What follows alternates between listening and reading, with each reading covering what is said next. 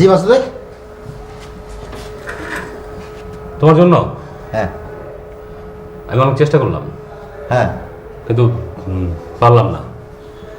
তুমি চাকরিটা ছেড়ে দাও, আর দেওয়ার আগে যত টাকা খাইছো সব টাকা দেবা, আর না দিলে যৌথ বাহিনী দেখ কিন্তু ধরা দেব। মাসুদ ভাই আপনি কি বলতেছেন, আমি তো কিছুই বুঝতেছি না। ওরে আমার অভিনেতা রে! না না সত্যি মাসুদ ভাই, আমি তো আপনার কথাবার্তা আগামাথা কিছুই বুঝতেছি না। কি কি হয়েছে এটা কি? কিচ্ছু বুঝতেছো না? না। মনের কাছ থেকে কত টাকা নিচ্ছ? কে? মুন।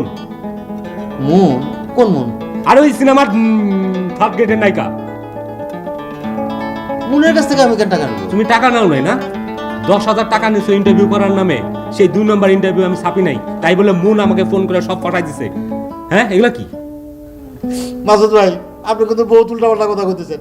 আমি কেন মুনের কাছ থেকে 10,000 টাকা নিব? কাইন্দো না বাবু, কাইন্দো না। তোমার এই অভিনয় এই অফিসের সবাই জানে। তুমি হচ্ছে 1 নম্বর পাক্কা অভিনেতা মিয়া। মেরিল প্রথম আলো অ্যাওয়ার্ড টিকি তুমি পাইতা।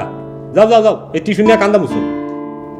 মাসুদ ভাই আমি কিন্তু সহ্য করবো না, আপনি কিন্তু অনেক বাড়াবাড়ি করতেছেন। আমার সামনে ওই মায়া কান্দা কান্দো না, বুঝছো? ওরকম করে কান্দো না আমার সামনে।